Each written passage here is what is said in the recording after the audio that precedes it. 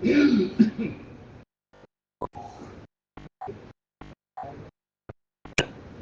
الله الرحمن الرحيم. الحمد لله رب العالمين. الحمد لله رب العالمين، والصلاة والسلام على سيد المرسلين وعلى آله وصحبه أجمعين. بزرگوں اور پیارے بھائیوں، اب تعالیٰ شانہ کو آپ حضرات کی قربانیوں کو قبول فرمائے اور پورے عالم میں حق اور ہدایت کے پھیلنے کا ذریعہ فرمائے۔ اللہ تعالیٰ نے انسان کو پیدا کیا، تمام مخلوقات سے اس کی پیدائش عجیب ہے، ایسے کوئی مخلوق نہیں پیدا کی جیسے انسان کو پیدا کیا، ایسی صورت کسی مخلوق کو نہیں کی ہے جیسے انسان کو۔ خلقکم فاحسن صورکم، تم کو پیدا کیا اور تمہاری صورتوں کو اچھا بنایا۔ تو امتیاز ہے، یہ خصوصیت ہے، اپنی پیدائش میں بھی، اپنی صورت میں بھی، اور اپنے مقصد حیات میں۔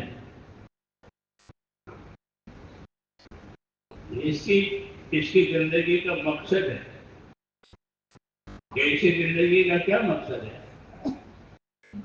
اسی زندگی کا مقصد یہ ہے کہ یہ اپنے اللہ سے تعلق پیدا کرے،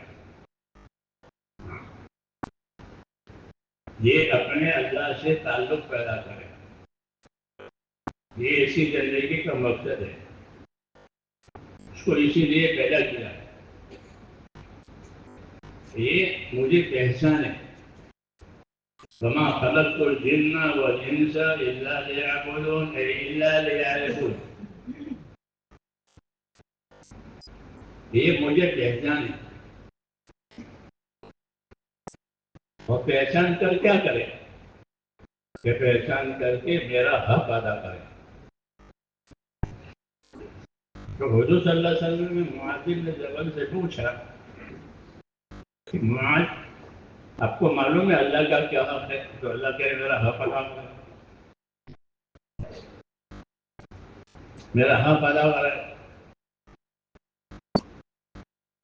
اے معاذ، تم کو معلوم ہے اللہ کا کیا حق ہے؟ عرض کیا مجھے تو معلوم نہیں، آپ بتائیں گے؟ فرمایا اللہ کا حق یہ ہے کہ اسی کی عبادت کی جائے گی، اس کے ساتھ کسی کو شریک نہیں کیا جائے گا،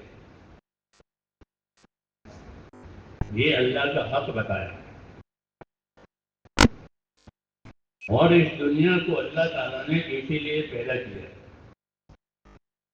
کہ یہاں حقوق کی معرفت ان کو حاصل ہو جائے، جیسے چیزوں کی معرفت حاصل کرتے ہیں، نئی نئی چیزیں، نئی نئی ایجادیں، ایسے ہی یہاں کی زندگی میں ان کو حقوق کی خبر ہو جائے، کیونکہ دنیا کو اللہ نے دارالحقوق قرار دیا اور آخرت کو دارالاجور قرار دیا کہ یہاں حقوق ادا ہوں گے، وہاں اجر دیا جائے گا۔ اس لیے حقوق کو پہچاننا ضروری ہے۔ اگر حق نہیں پہچانے گا تو حق برباد کرے گا، ظاہر بات ہے۔ بربادی کے لیے اتنا ہی کافی ہے کہ وہ اس سے ناواقف ہو، جو آدمی جس سے ناواقف ہوتا ہے اس کو برباد کرتا ہے۔ بچے بہت چیزیں خراب کرتے ہیں، کیوں کہ وہ جانتے نہیں ان کو کہ یہ کیا ہے، تو یہ کس کام کے لیے ہے۔ ہاں، تو وہ اپنی ناداخلیت کی وجہ سے اچھی اچھی چیزوں کو ضائع کرتے ہیں، چابیاں کھو کے آتے ہیں اور گھر والے پریشان ہوتے ہیں، چابی کا لے گیا تھا۔ ہاں، تو یہ دنیا میں دونوں باتیں ہیں، حقوق کی بربادی بھی ہے اور حقوق کی آبادی بھی ہے۔ دونوں قسم کے لوگ ہیں. هو الذی خلقکم فمنکم مؤمن ومنکم کافر. اللہ نے تم کو پیدا کیا ہے، تم میں ایک قسم وہ ہے جو اللہ سے ایمان کا تعلق رکھتی ہے، اور دوسری قسم وہ ہے جن کو اللہ سے ایمان کا تعلق رہے کافی ہے. ہاں، تو ان کو اللہ کے حقوق کی پرواہ نہیں ہے. اس لیے ہم پر اللہ تعالیٰ کا بڑا انعام یہ ہوا ہے کہ ہم کو اللہ نے اپنا تعلق عطا فرمایا، یعنی ایمان عطا فرمایا. حضرت حدیث میں ہے کہ اپنے ایمان کو تازہ کیا کرو، اپنے ایمان کو تازہ کیا کرو، لا الہ الا اللہ کثرت سے پڑھا کرو. ہاں، کیونکہ یہ اصل سرمایہ ہے، یہ اصل سرمایہ ہے، یہ اصل دولت ہے. ایمان، اللہ سے تعلق، ہاں، رب ہونے کا تعلق، معبود ہونے کا تعلق.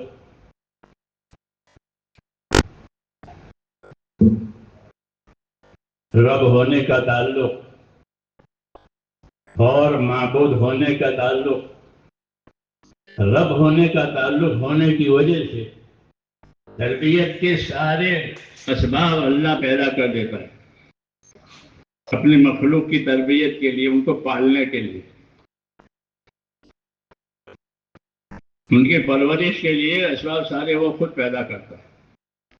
آدمی کو خبر نہیں ہے مجھے کیا ضرورت ہے. چھوٹے بچوں کو نہیں معلوم مجھے دودھ کی ضرورت ہے، کچھ نہیں معلوم دودھ کی ضرورت. دودھ کے سوا دوسری کوئی چیز اس کے لیے نہیں چل سکتی. دودھ پینا اور سونا دو کام ہوتے ہیں اس میں. سوتا ہے 24 گھنٹے. چھوٹا بچہ جتنا سوتا اتنا زیادہ سو جائے گا. ہاں، یہ کیوں کہ اللہ تعالیٰ جس کی تربیت کرے. جی ہاں، تو تربیت ہے، ان کو پالتے ہیں، اس طرح ہر مخلوق کو پالتے ہیں. تو ایک تعلق پرورش کا ہے اللہ سے، وہ تمام مخلوق کو ہے، اللہ سب کو پالتے ہیں. رب السماوات والارض وما بینہما، آسمان زمین اور ان کے درمیان کی تمام چیزوں کا پالنے والا. ایک تو رب ہونے کا تعلق، دوسرا تعلق ذمہ داری کا تعلق، یعنی معبود ہونے کا تعلق کہ اللہ تعالیٰ ہمارا معبود ہے، اللہ کے سوا کسی کی عبادت نہیں کی جائے گی، کیونکہ یہ اللہ کا حق ہے. یہ اللہ کا حق ہے کہ اس کی عبادت کی جائے، اس کے ساتھ کسی کو شریک نہ کیا جائے. ہاں، اصل تعلق عبادت کا ہے. پھر عبادت سے آگے دوسرا تعلق اطاعت کا ہے کہ اللہ کی عبادت ہوگی، عبادت میں کوئی شریک نہیں ہے، اطاعت میں شریک ہے، اطاعت میں رسول شریک ہے، اطاعت میں ماں باپ بھی شریک ہے. جی ہاں، جو ذمہ دار ہیں وہ شریک ہیں. جی ہاں، کہ ان کی اطاعت کی جائے. اس لیے دوسری ذمہ داری عبادت کے علاوہ وہ ہے اطاعت. ہمارے دین میں اطاعت بہت بڑی ذمہ داری ہے کہ زندگیوں میں تابع داری آ جائے. تمام رسولوں کو دنیا میں بھیجنے کی اصلی غرض یہی ہے. وما ارسلنا من رسول الا لیطاع باذن اللہ، کہ ہم نے جب کبھی کوئی رسول دنیا میں بھیجا ہے تو وہ اس لیے بھیجا ہے کہ اللہ کے کہنے کی وجہ سے اس رسول کی اطاعت کی جائے. یہ زندگی کی ذمہ داریاں سمجھائی جا رہی ہے. ہاں، کہ اللہ تو معبود ہے، اس کا حق عبادت ہے. پھر رسول ہے کہ رسول کی کیا ذمہ داری، رسول کے ساتھ کیا ذمہ داری ہماری، کہ رسول کے ساتھ ہماری ذمہ داری یہ ہے کہ ہم اپنی زندگی میں رسول کی اطاعت کریں، رسول کی تابعداری کریں. اور رسول اور اللہ، ان دونوں کی تابعداری کے لیے قرآن حدیث اترا ہے. قرآن اور حدیث، اصل تبلیغ جو ہے وہ قرآن حدیث کی ہے، 5 کاموں کی نہیں۔ 5 کام تو ایسا ہے جیسے گھوڑے کو لمبی رسی سے باندھ دے کہ ادھر ادھر نہ جاوے، اسی سیدھا میں چلتا رہے۔ ہاں، ابو بکر 5 کام کرتے تھے؟ تم نے پڑھا حکایت صحابہ میں کہ ابو بکر 5 کام کرتے تھے؟ حکایت صحابہ کے 12 باب ہیں، تو 12 باب میں صحابہ کی حیات پر روشنی ڈالی ہے، تو اس میں ہے کہ ابو بکر 5 کام کرتے تھے؟ بولو، نہیں ہے، نہیں ہے۔ ہاں، تو پھر ہم سے کیوں کرواتے ہو یہ لوگ؟ ہاں ہاں، کہ وہ اس وجہ ہے کہ تمہاری ٹانگیں باہر نکل گئی ہے، اس لیے تمہیں ٹانگیں باندھنی ہے۔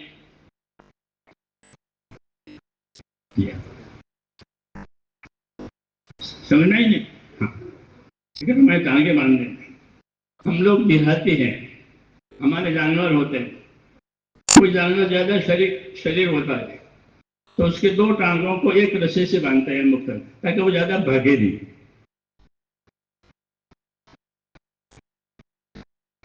تو غیر ضروری بندھن جو ہے وہ سرکش کی دلیل ہے کہ یہ سرکش ہے، اس لیے اس کو باندھو، جیسے دیوانے کو باندھتے ہیں، باندھتے نہیں، کیوں کو شعور ہی نہیں ہے اس کو۔ تو ایسے یہ سب بندھن ہے، ورنہ ہمارے بندھن کے لیے تو صرف سنت رسول کافی ہے، ایک ہی بندھن ہے، جیسے ایک ہی عبادت ہے اللہ کی، ایک ہی رسول ہے اس کے اتباع کی، بس یہ ہمارا سبق ہے، اور بندھن کی ضرورت نہیں ہے۔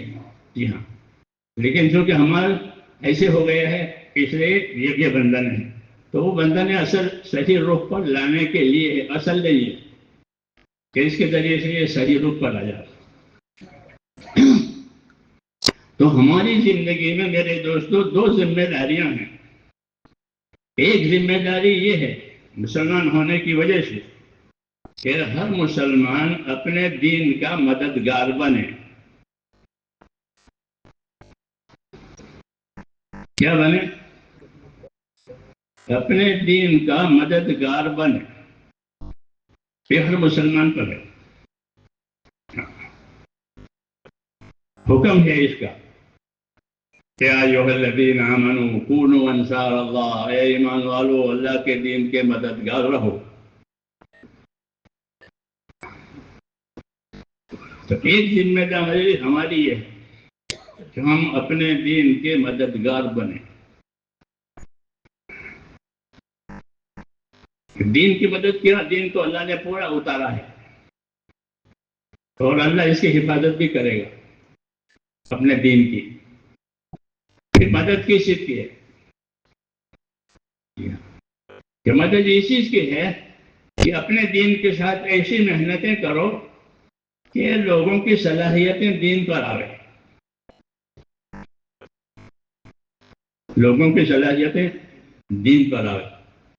لوگوں کی عادت یہ ہے کہ جس چیز میں نفع دیکھیں گے اس پر اپنی صلاحیت لگائیں گے، تاجر تجارت پر اپنی لگاتا ہے، ملازم ملازمت پر، مزدور مزدوری پر اپنی صلاحیت لگاتا ہے، کیوں؟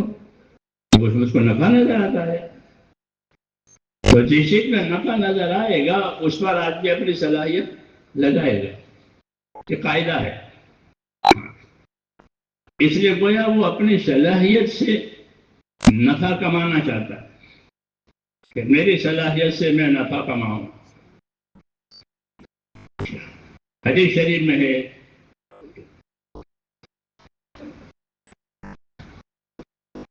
کہ ہر آدمی تاجر ہے، ہر آدمی تاجر ہے۔ مثال کہی ہے کہ ہر آدمی تاجر ہے، تو تاجر کیا کرتا ہے کہ اپنا مال اپنے تجارت پر لگا کر نفع لیتا ہے۔ نفع لیتا ہے. نفع ہی اصل تجارت کی روح ہے. نفع جو ہے وہی تجارت کی روح ہے. کوئی ایسی تجارت میں نفع نہ ہو، نفع کمانا یہ تجارت کی جان ہے. حدیث شریف میں ہے کہ ہر آدمی تاجر ہے. کل الناس یغدو فبائع نفسہ موبقها او موتقها. کہ ہر آدمی تاجر ہے. ایک تاجر ہوتے ہیں مال والے، ان کا مرکز بازار ہے، وہ بازاروں میں اپنا مال لگاتے، وہ معروف ہے. اور ایک بازار یہ دنیا ہے کہ لوگ دنیا میں اپنی اپنی صلاحیتوں کو لگائیں گے. جیسے بازاروں میں مال والے تاجر جو ہے وہ مال لگاتے ہیں، ایسے دنیا ایک بازار ہے. یہاں لوگ اپنی صلاحیتوں کو لگائیں گے. مال نہیں لگائیں گے، صلاحیتیں لگائیں گے تاکہ دنیا سے اپنا نفع لے. اللہ نے دنیا میں نفع رکھا ہے لیکن تھوڑا رکھا ہے. تھوڑا رکھا، زیادہ نہیں رکھا. عمریں بھی تھوڑی دی ہیں، وہ صلاحیتیں بھی تھوڑی دی ہیں دنیا کمانے کے لیے. کیوں؟ کہ دنیا گزارے کی جگہ ہے، گزر جائے. اچھا مسافر اپنا ضروری سامان لے کر گزر جاتا ہے، زیادہ کیا ضرورت ہے، گزرنا ہے. تو وہ زیادہ نہیں رکھتا اپنے ساتھ. زیادہ رکھے تو پریشان ہو جاتا. گزرنا ہے تو تھوڑا نفع رکھا ہے. کل متاع الدنیا قلیل. بتا دو لوگوں کو کہ دنیا کا نفع تھوڑا ہے. لیکن دنیا کی اہمیت ہے. چاہے اس کا نفع تھوڑا ہے لیکن دنیا کی اہمیت ہے. اس کی اہمیت کس وجہ سے؟ کہ اس کی اہمیت اس وجہ سے ہے کہ دنیا سے آخرت کما سکتے ہو. اس لیے دنیا کی اہمیت ہے کہ فانی سے باقی لے سکتے ہو، تھوڑے سے زیادہ لے سکتے ہو. ہاں، اس لیے دنیا کی قیمت ہے. حدیثوں میں ہے کہ وہ آدمی خوش نصیب ہے کہ جس کی عمریں بھی لمبی ہوئی اور اعمال بھی اچھے ہوئے. عمریں بھی لمبی ملی اور اعمال بھی اچھے ہوئے. وہ تو عین مقصد ہے کہ جینا اور اپنے آخرت بنانا. دنیا میں جینا اور اپنی آخرت بنانا. تو دنیا کی اہمیت میرے دوستو اس وجہ سے ہے کہ دنیا میں رہ کر آدمی اپنی آخرت بناتا ہے، اور دنیا کو آخرت بنانے کے لیے ہی بنایا ہے. اس لیے ان لوگوں کو بڑا پچھتاوا ہوگا جنہوں نے اپنی دنیا سے آخرت نہیں بنائی. وہ دنیا چلی گئی اور آخرت آئی نہیں، ان کو بڑا خسارہ ہوگا. تو ہم کو حضور صلی اللہ علیہ وسلم کی ہدایت ہے. وہ ہدایت کیا ہے؟ وہ ہدایت یہ ہے کہ ان الدنیا خلقت لکم. دنیا کو اللہ نے تمہارے لیے پیدا کیا. یہ بشارت ہے. یہ کسی فرشتے کو یہ بات نہیں کہی، کسی جنات کو یہ بات نہیں کہی، کسی دوسری مخلوق کو یہ بات نہیں کہی کہ دنیا تیرے لیے پیدا کی ہے. ہم کو ہمارے نبی نے یہ بتایا ہے کہ دنیا تمہارے لیے پیدا کی گئی. دنیا میں کیا نہیں ہے؟ میں تو سب کچھ ہے. سوچو دنیا میں کیا نہیں ہے. ہاں، وہ تمہارے لیے ہے.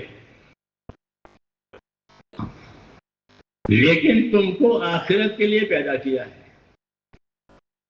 یہ پیغام ہے. ان الدنیا خلقت لکم وانکم خلقتم للآخرہ. یہ دعوت ہے، یہی دعوت ہے. کہ دنیا تمہارے لیے ہے اور تم کو آخرت کے لیے پیدا کیا ہے. تو ان دونوں جملوں کا جوڑ یہ ہے کہ اب سمجھدار وہ ہے جو دنیا سے آخرت بنا لے، کیونکہ آخرت میں جانا ہے اور آخرت میں رہنا ہے. تو دنیا تمہارے لیے بنائی ہے اور تم کو آخرت کے لیے بنایا. اس لیے فرمایا کہ الکیس من دان نفسہ وعمل لما بعد الموت. باہوش آدمی وہ ہے کہ جو اپنی ذات پر قابو کرے، اپنی ذات پر قابو کرے. ہاں، آدمی تمام مشینوں پر قابو کرتا ہے، خاص کرے شروع کرے، بند کرے، کھولے، کرتا ہے. جیسے دوسری چیزوں پر قابو کرتے ہیں، ایسے سمجھدار آدمی وہ ہے جو اپنی ذات پر قابو کرے. ہاں، کیونکہ یہ بھی ایک مشین ہے. تو قابو کرنے کا کیا مطلب ہے؟ کہ قابو کرنے کا مطلب یہ فرمایا کہ الکیس من دان نفسہ وعمل لما بعد الموت. اور موت کے بعد موت کے بعد کام آنے والا عمل آج کرے. یہ دعوت ہے کہ وہ عمل کیا جائے جو اس کو موت کے بعد کام دے. یہ اصلی دعوت ہے. ہاں، کیونکہ ہم آخرت کے لیے پیدا ہوئے ہیں، تو آخرت میں کام دینے والی چیز ہے وہ اصل ہے. جی ہاں، جو آخرت میں کام نہ دے وہ اصل نہیں ہے، وہ تو چھوٹنے والی ہے. تو جتنی چیزیں آنکھوں سے نظر آتی ہے وہ چھوٹنے والی ہے. جتنی بھی چیز، حکومت ہو، زمین ہو، جو بھی ہو، جس چیز کو آپ اور ہم آنکھوں سے دیکھ رہے ہیں کہ وہ چھوٹنے والی ہے، اس سے تعلق کٹنے والا ہے. اور وہ چیزیں جس کا آنکھوں سے تعلق نہیں ہے اور آنکھوں سے نظر نہیں آئی لیکن ہم کو خبر دی ہے کہ یہ ہوگا، یہ ہوگا، یہ ہوگا، یہ ہوگا. خبر اور نظر، یہ دو چیزیں انسان دے گا. اپنی نظر اور ایک اس کو جو خبر پہنچی ہے وہ. تو جن چیزوں کو نظروں سے دیکھتا ہے اس سے تعلق کٹ جائے گا، اور جن چیزوں کی خبر دی ہے اس سے تعلق ہو جائے گا. جی ہاں، تو رسول صلی اللہ علیہ وسلم نے ہم کو، میرے بھائیوں، آخرت کی خبر دی ہے. یہ نبیوں کی دعوت کا امتیاز ہے. نبیوں کی دعوت اور نبیوں کی تعلیم، ان کا امتیاز یہ ہے کہ وہ آخرت پر زور دیتے ہیں. کیوں کہ آخرت میں جا رہے ہیں تو پھر واپس نہیں آئیں گے، رہیں گے. ان الآخرۃ ہی دار القرار. آخرت کیا چیز ہے؟ کہ آخرت تو دار القرار ہے، کہ وہاں سے کہیں جانا ہی نہیں ہے، وہیں رہنا ہے. اس لیے نبیوں کی دعوت میں زیادہ اہمیت جو ہے وہ آخرت کو ہے. باقی سب طریقہ کار ہے جو بدلتے رہتا ہے. ہاں، اصل آخرت ہے کہ اپنی زندگی سے اپنی آخرت بناؤ. قارون کو مال دے کر یہ بات کہی تھی کہ وقت لگے فیما آتاک اللہ الدار الآخرہ، تو اس کو اللہ نے دولت دی ہے، اپنی آخرت بنا لے. اس طرح ہر صلاحیت والے کو یہ دعوت دی کہ وہ اپنی صلاحیت سے کیا بناوے؟ کیا بناوے؟ آخرت بناوے. اپنی صلاحیتوں کو آخرت بنانے پر لگاوے. آخرت بنانے کے لیے پہلی چیز ایمان ہے. پہلی چیز ایمان، لا الہ الا اللہ. اس کے بغیر آخرت نہیں بنے. پہلی چیز ہے ایمان اللہ پر، اللہ کا تعلق پیدا کرو. کہ اللہ سے کون سا تعلق پیدا کرنا، اس کا تو کوئی رشتہ نہیں ہے. کہ اللہ سے بندگی کا تعلق پیدا کرنا ہے، اللہ سے بندہ ہونے کا تعلق پیدا کرنا ہے، عبادت کا تعلق پیدا کرنا ہے. تو یہی دعوت ہے. حضور صلی اللہ علیہ وسلم فرماتے تھے کونوا عباد اللہ، اللہ کے بندے بن کر رہو، کونوا عباد اللہ، اللہ کے بندے بن رہو، اور کیا کرو کہ بھائی بن کر رہو۔ مدینے والوں سے فرمایا تھا کونوا عباد اللہ اخوانا، اللہ کے تو بندے رہو اور آپس کے بھائی رہو۔ یہ تعلیم دی ہے کہ اللہ کے بندے رہو اور آپس کے بھائی رہو۔ یہ نبوت کا طریقہ ہے کہ آپس میں بھائی اور اللہ کے بندے، کونوا عباد اللہ اخوانا، اللہ کے بندے بنو، آپس کے بھائی بنو۔ یہ زندگی کی ذمہ داریاں ہیں۔ تو تبلیغ جو ہے میرے بھائیوں، وہ زندگی کی ذمہ داریوں کے سمجھنے کا نام ہے کہ میری زندگی کی کیا ذمہ داری ہے۔ تو یہ پہلی زندگی کی ذمہ داری آدمی کا ایمان ہے۔ وہ اندر پیدا ہوتا ہے، دل میں کفر اندر ہوتا ہے، ایمان اندر ہوتا ہے، نفاق اندر ہوتا ہے، اخلاص اندر ہوتا ہے، یہ سب چیزیں اندر بنتی ہے۔ باہر اس کے اسباب دیے ہیں کہ ایمان دیا، عبادت دی، کہ ایمان عبادت کے ذریعے سے اندر کوشش پیدا ہوگی کہ اندر کیا پیدا ہوگا کہ اندر خدا کا خوف پیدا ہوگا۔ اس کو تقویٰ کہتے ہیں۔ حضرت عمر فرماتے تھے ہم کو تقویٰ ملا ہے۔ کیا ملا ہے؟ ہم کو تقویٰ ملا ہے۔ یعنی اللہ کا ڈر ملا ہے۔ تو اللہ کے ڈر کی خوبی یہ ہے کہ اللہ کا ڈر اللہ کی طرف لے جاوے، سانپ کا ڈر سانپ سے دور کرے، آگ کا ڈر آگ سے دور کرے۔ یہ ہوتا ہے نا کہ تمام مخلوق کا ڈر اس سے دور ہونے کے لیے ہے کہ دیکھو آگ ہے، دیکھو پانی ہے، دیکھو سانپ ہے۔ اور اللہ کا ڈر کہ اللہ کا ڈر اللہ سے قریب ہونے کا۔ یہ سکھایا حدیث میں کہ اللہ سے ڈر مانگو۔ کیا مانگو؟ کہ اللہ ڈر مانگو، کہ اللہ مجھ کو اپنا ڈر دے۔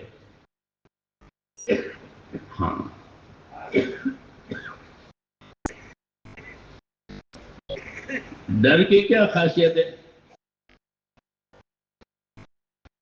ڈر کی کیا خاصیت ہے؟ آدمی میں ڈر بھی ہوتا ہے، لالچ بھی ہوتا ہے۔ تو ڈر کی کیا خاصیت ہے؟ کہ ڈر کی خاصیت یہ ہے کہ آدمی کو خطرے سے بچاتا ہے۔ اسی کو ڈر کہتے ہیں۔ اندر ڈر پیدا ہوا تو جس چیز کا ڈر ہے اس سے ہٹ۔ تو اللہ نے ڈر پیدا کیا ہے خطرے سے بچنے کے لیے، اور لالچ پیدا کیا ہے نفع حاصل کرنے کے لیے۔ تو آدمی میں لالچ بھی ہے، ڈر بھی ہے، دونوں ہیں۔ جی ہاں، اس کی صفت میں ہے، لالچی بھی ہے اور ڈرپوک بھی ہے، دونوں باتیں۔ تو اگر لالچ اللہ سے ہے اور ڈر اللہ سے ہے تو بہت اچھی بات ہے کہ اللہ سے لالچ ہے، اللہ سے امید ہے، کسی کو امید نہیں ہے، اور ڈر اللہ سے ہے، کسی کا ڈر نہیں ہے۔ تو یہ توحید کہلاتی ہے، ایک اللہ کو ماننے والا۔ پر ڈر کس کا؟ کہ اللہ کا۔ امید کس سے؟ اللہ سے۔ اس کو ایمان کہتے ہیں۔ وہی ایمان سیکھنے کی یہ تحریک ہے۔ مولانا الیاس کہتے تھے کہ ہماری دعوت یہ ایمان کی تحریک ہے۔ مسلمان میں ایمان تو ہے لیکن حرکت میں نہیں ہے، جیسے پانی ہے لیکن حرکت میں نہیں ہے، اور پانی حرکت میں آوے تو بہت دور تک اس کا نفع جائے گا کہ پانی حرکت میں آیا، پانی چھوڑ دیا، کہ نے پانی چھوڑ دیا تو اس کا نفع دور دور تک جائے گا. ایمان اگر حرکت میں آئے تو اس کا نفع دور دور تک جائے گا. اس لیے حضور صلی اللہ علیہ وسلم نے مسلمانوں کو حرکت دی ہے. کیا دیا ہے؟ اپنا ایمان لے کر حرکت کرو، ایمان کے کام کرو، ہاں ایمان کی باتیں کرو، ایمان کے راستے کے جو عمل ہیں اس کے فضائل یاد کرو، تاکہ عمل پر امید ہو جاوے کہ اس عمل پر اللہ یہ دے گا، اس عمل پر اللہ یہ دے گا، اس عمل پر اللہ یہ دے گا. کیونکہ اللہ سے لینے کا ایک ہی راستہ ہے، عمل کرو اللہ سے لو. جی ہاں، عمل نہیں ہے تو پھر نہیں ملے گا. اللہ سے لینے کا ایک ہی راستہ ہے کہ اپنے عمل سے لو. اللہ نے ہم کو اعمال دیے ہیں اس کے خزانے سے، اس کے رحمتوں سے فائدہ اٹھانے کے لیے. ہاں، اس لیے اعمال کے فضائل سنائے. کیا سنائے؟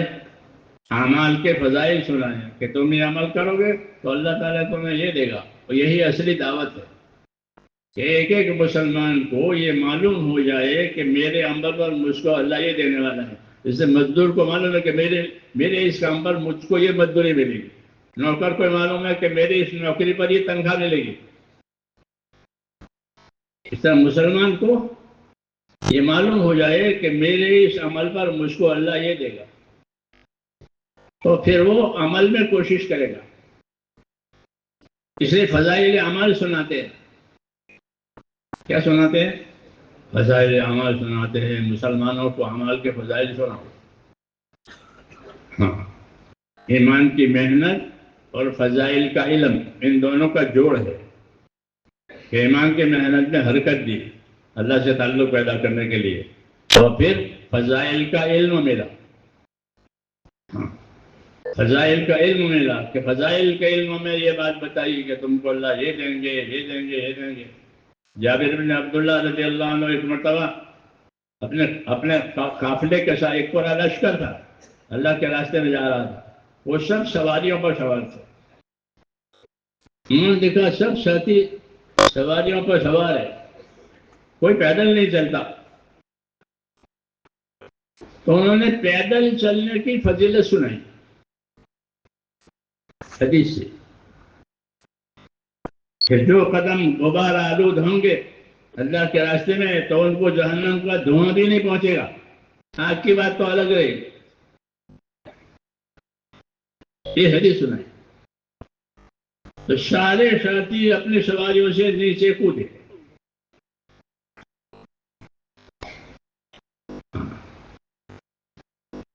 سمجھ نہیں لگا؟ اب کوئی صحابہ کی حکایتیں تو پڑھتے وڑتے ہیں نہیں. ہم کو بڑا افسوس یہی ہے کہ ہماری محنت میں علم کا دروازہ بند ہو گیا.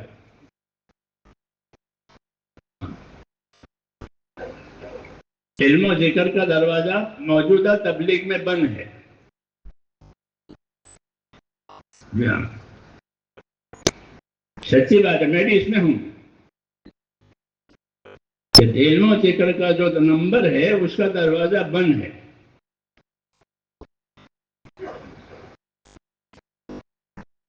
اسی کو علم و ذکر کو حرکت دینے کے لیے آپ کو حرکت دی تھی. ایک تو مدرسوں میں علم پڑھایا جاتا ہے، درسگاہوں میں علم پڑھایا جاتا ہے. تو آپ تو درسگاہوں میں تو جائیں گے نہیں، جاؤ گے؟ مدرسوں میں جاؤ گے؟ نہیں جا سکتے، وہ بات تو بند ہو گئی. تو پھر آپ کو علم و ذکر سے وابستہ کرنے کا کیا راستہ ہے؟ تو آپ کو علم و ذکر سے وابستہ کرنے کے لیے آپ کو حرکت دی ہے. گھر سے، کاروبار سے، بیوی بچوں سے نکلو اور علم و ذکر سے تعلق پیدا کرو. یہ ہے اصل بات. ہاں، اس لیے ہماری دعوت میں سب سے زیادہ کمی جو ہے وہ علم و ذکر کی ہے. اس لیے اس میں جان نہیں ہے، صورت ہے. صورت ہے ورنہ ہماری زندگی جو ہے وہ تو علم و ذکر پر ہے. جیسے ریل پٹڑی پر ہے. بغیر پٹڑی کے آپ کے یہاں ریل چلتی ہے؟ بولو. اور پٹڑی پٹڑی ہو ریل نہ ہو ایسا ہوتا ہے؟ بولو. پٹڑی پٹڑی ہے ریل نہیں ہے، ایسا کہیں ہے؟ ریل پٹڑی کے لیے، پٹڑی ریل کے لیے. یہ تعلق ہے ریل پٹڑی کے لیے اور پٹڑی ریل کے لیے. علم و ذکر مسلمان کے لیے، مسلمان علم و ذکر کے لیے. ان باتوں کو کھولنے کی ضرورت ہے. ہاں، ورنہ یہ گندہ بھی پھرے گا. پھرنا کیا، یہ تو آسان ہے آج کل. تو ہمارا پھرنا علم و ذکر لے کر پھرنا ہے. جیسے ریل بغیر پٹڑی کے کبھی نہیں ہوگی، اور پٹڑی بغیر ریل کے کبھی نہیں ہوگی. مسلمان کی زندگی علم و ذکر کے بغیر کبھی نہیں ہوگی. وہ علم نہیں ہوگا تو جہالت ہوگی، اور ذکر نہیں ہوگا تو غفلت ہوگی. ہے نا بات؟ علم نہیں ہوگا تو جہالت، اور ذکر نہیں ہے تو غفلت. دنیا کو اللہ نے ایسا بنایا ہے. دنیا کو کیسا بنایا ہے؟ متضاد بنایا ہے. یہ نہیں ہوگا تو پھر یہ ہوگا. اندھیرا نہیں ہوگا تو اجالا ہوگا. اجالا نہیں ہوگا تو جوانی نہیں ہوگی تو بڑھاپا ہوگا یا بچپنا ہوگا. یہ نہیں بچپنا بڑھاپا جوانی سب چال چال ایسا ہے نہیں.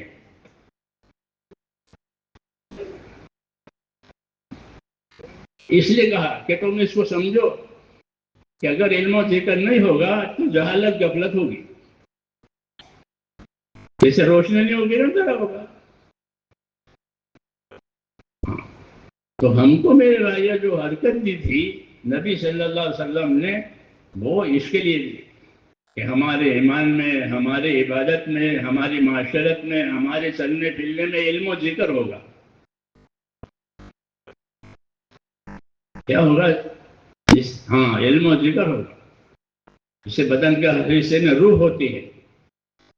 بغیر روح کے بدن کا کوئی حصہ بیکار ہو جائے گا.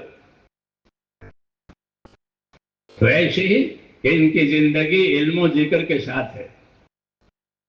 ہاں، یہ کبھی جہالت سے زندگی نہیں گزاریں گے، یہ غفلت سے زندگی نہیں گزاریں گے، یہ علم و ذکر سے زندگی گزاریں گے. ان کی پٹڑی ہے یہ. جی ہاں، یہ اور اسی کو ہم چک گئے ہیں، علم و ذکر کو. اس لیے اس کام کو سمجھنے کی ضرورت ہے. اب تو پانی اوپر چلا گیا. ہاں، پچھلی مطلب میں نے یہ بات کہی تھی بہت سالوں پہلے. تو میں سچوں کے پھر علم کے لیے ہم مدرسوں میں چلے جائیں جماعت میں نکلنے کے بجائے. ہم نے کہا مدرسوں میں جانے آپ کے لیے فضائل کا علم ہے. آپ کے لیے، کیونکہ آپ کے لیے آسان ہے وہ. اور مسائل ہیں تو اپنے علماء سے پوچھ لو، وہ بیٹھے ہوئے ہیں. وہ بیٹھے ہوئے ہیں اور علماء وہ تیار بھی کر رہے ہیں. علماء ہیں اور علماء تیار بھی کر رہے ہیں. تو تمہارے مسائل آ گئے تو علماء سے پوچھو، اور فضائل ہے تو خود یاد کرو. فضائل ہے تو خود یاد کرو، اور مسائل ہے تو علماء سے پوچھو. ہر جگہ اس کا نظام ہے. بس آپ حج میں جاؤ گے تو حج کے مسائل پوچھنے کے لیے انہوں نے وہاں رکھا ہے کہ تم حج کا مسئلہ ہو تو یہاں پوچھنا. ہاں، کیونکہ مسائل علماء بتائیں گے. اور فضائل کے فضیلت کا جاننا تو ہر مسلمان کے ذمہ ہے. تاجر جو آئٹم بیچتا ہے وہ جانتا ہے کہ یہ آئٹم میرے یہاں اتنے میں آئی ہے، اتنے میں جا رہی ہے. یہ کہ میرے یہاں 25 میں آئی ہے اور گاہک کو 30 میں دے رہا ہوں. 5 میرا نفع ہے اور 25 اصل ہے. اس کو تاجر کہتے ہیں. حدیث میں کہا ہر آدمی تاجر ہے کہ وہ اپنی صلاحیتوں کو لگائے گا اور اللہ سے نفع کمائے گا عمل کر کے. یہ طریقہ ہے، اسی کو علم و ذکر کہتے ہیں کہ علم و ذکر کے ذریعے سے صلاحیتیں صحیح روپ پر آئے گی. علم و ذکر نہیں ہوگا تو ان کو خبر ہی نہیں ہے کتنے میں آئی کتنے میں گئی. ہاں، اس لیے ہم کو میرے دوستو حضور صلی اللہ علیہ وسلم نے علم و ذکر سے وابستہ کیا ہے، اور علم میں بھی پہلے فضائل کا علم کہ جو عمل کرے اس کی فضیلت اس کو معلوم ہو. دو چیزیں ہوتی ہیں، ایک اہمیت ایک فضیلت. ہاں، فضائل کی کتابیں پڑھو تو دو چیزیں ملیں گی، ایک اہمیت اور ایک فضیلت. اہمیت کے معنی اس عمل کا وزن کہ صبح کی 2 رکعت نماز سنت دنیا ما فیہا سے بہتر ہے. یہ اہمیت بتائی. سب زیادہ موقت فجر کی 2 سنتیں ہیں، تاکید اس کی سب زیادہ ہے موقت سنت.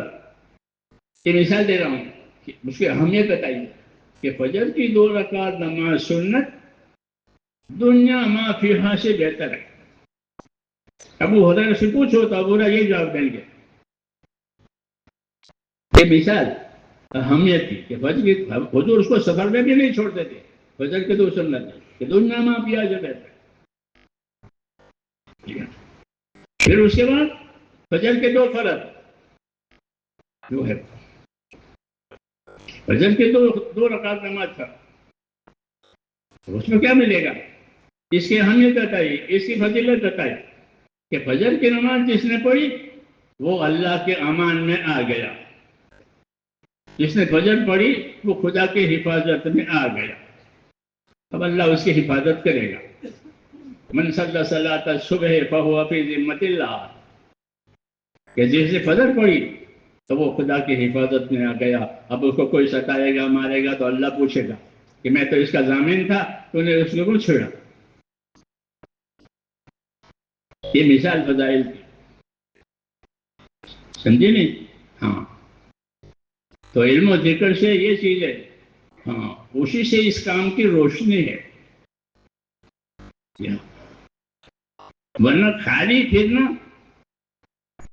فائدے سے تو خالی نہیں ہے، مگر نفع کم ہے. جیسے خالی چکی چلے کہ نہیں، دانے ڈالو، ادھر آٹا ہوگا ادھر دانا ہوگا، ادھر آٹا ہوگا ادھر دانا ہوگا. علم و ذکر کا یہ مطلب ہے کہ پھرو دانے آٹے کے ساتھ،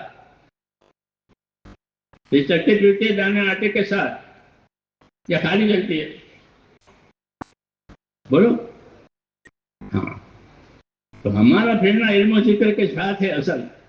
اور علم میں مقدم فضائل ہے کہ ہر مسلمان کو اپنے اعمال کی فضیلت معلوم ہونی چاہیے. جیسے ہر تاجر اپنے آئٹم کی قیمت جانتا ہے کہ میرے یہاں کتنے میں آئی ہے کتنے میں جا رہی ہے،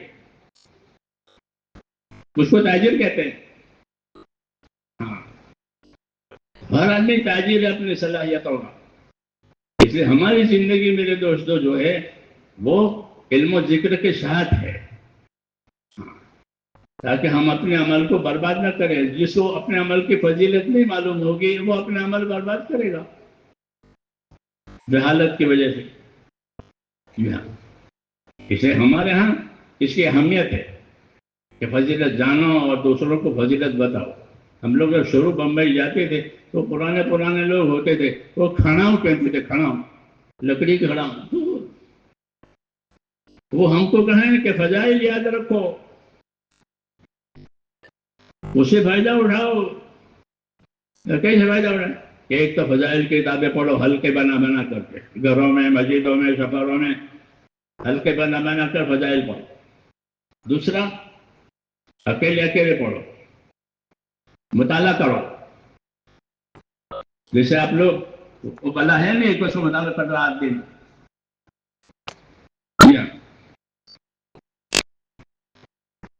کہ فضائل کا مطالعہ کرو. ہر صحابی فضائل کا عالم ہوتا تھا.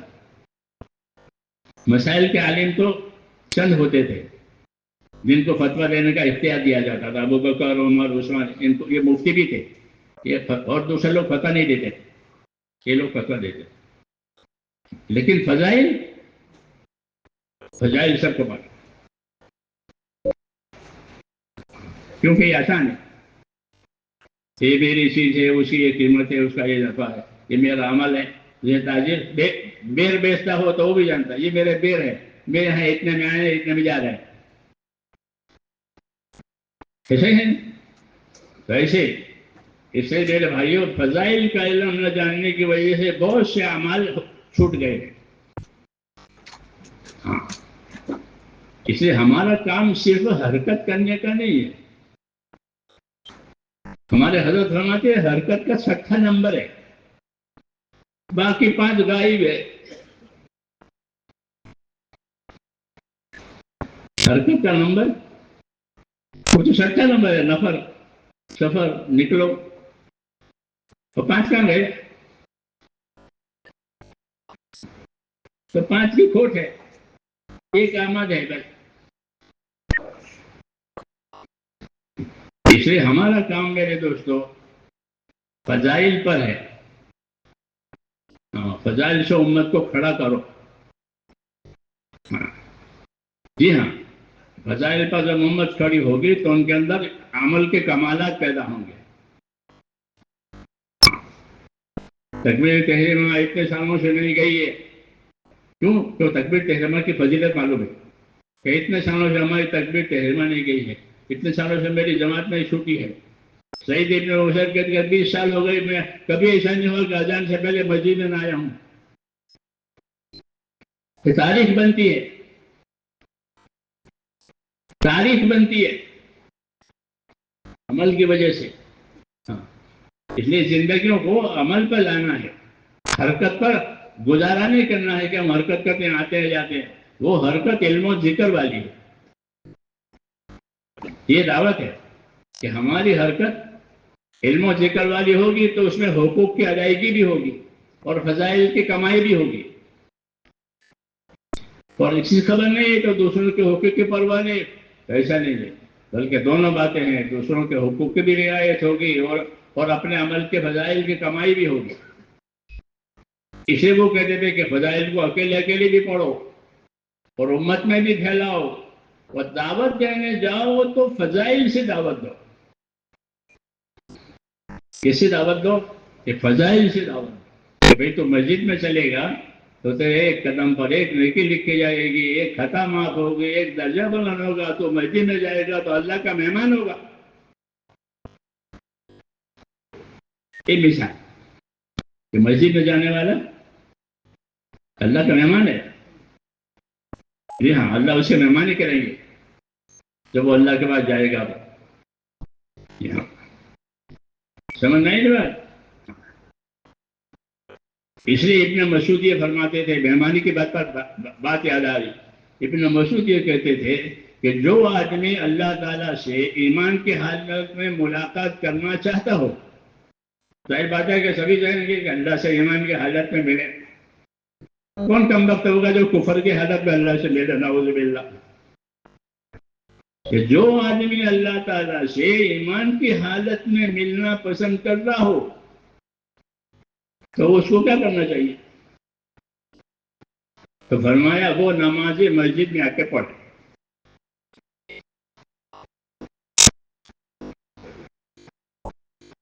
کہاں پڑھے؟ جہاں اذان اقامت ہوتی ہے وہاں جا کے نماز پڑھے. ابن مسعود کا بہت مشہور قول ہے جماعت کی اہمیت کی طرف دعوت دینے کے لیے کہ جو اللہ سے ایمان کی حالت میں ملنا چاہتا ہو تو وہ مسجدوں میں جا جا کے جماعتوں سے نماز پڑھے. کیوں؟ کہ اللہ نے تمہارے نبی کی یہ سنت جاری کی ہے کہ مسلمان نماز مسجد میں با جماعت پڑھے گا، اس لیے کہ یہ نبی کی سنت ہے کہ آپ کے اندر جب تک طاقت رہی آپ نے نماز با جماعت مسجد میں ادا کی اور آ کر آئی. وہ فرمائیے نبی کی سنت ہے. تو ہماری دعوت میں 2 باتیں ہیں، ایک اپنے دین کی نصرت اور ایک اپنے نبی کی سنت. کہ ہم اپنے دین کی نصرت کریں گے، پانی دیں گے، تقاضے پورے کریں گے، جماعتیں بھیجیں گے، جماعتیں بلائیں گے. یہ تو نصرت کا کام ہوا. جسے پانی دیا دوسرا کام ہمارا، کہ دوسرا کام ہمارا جو ہے وہ سنت کا اتباع ہے. ہاں، سنت کا، بس نصرت سنت یہ دو ہمارے کام ہیں. سنت کا کوئی نام نہیں لیتا. ہاں، ایک رخ پر گیا، حالانکہ دو رخ ہے کہ سنت کا اتباع کرو. کہ نبی سنتیں چھوڑ کے جاتا ہے. کیا چھوڑ کے؟ اپنے طریقے چھوڑ کے جاتا ہے. اس لیے ایمان کی محنت سنت کے اتباع کے ساتھ. اس دعوت کی اصلی غرض یہی تھی، ورنہ تو ہم سب مسلمان ہیں اور سنی مسلمان ہیں. ہمارے عقائد میں کوئی گڑبڑ نہیں ہے. ہمارے عقائد میں کوئی گڑبڑ نہیں ہے. پھر ہم سے کیا چاہا جاتا ہے؟ کہ تم سے اتباع چاہا جاتا ہے. تم سے اتباع چاہا جاتا ہے کہ تم اتباع کرو اپنے نبی کو. کہ کافروں نے تو حضور صلی اللہ علیہ وسلم سے کہہ دیا کہ لست مرسلا، تو رسول نہیں ہے. ٹھیک ہے، فَيَقُولُ الَّذِينَ كَفَرُوا لَسْتَ مُرْسَلًا، کہ تو رسول نہیں ہے، مجنون ہے، جادوگر ہے، وغیرہ وغیرہ. اور مسلمان نے کہا کہ رسول ہے. لا الہ الا اللہ محمد رسول. یہ تو ہو گیا فرق عقیدے کا. پھر عقیدے کا تعلق عمل سے ہوتا ہے کہ رسول کو رسول مانا ہے کہاں. تو رسول ماننے کا کیا مطلب ہے؟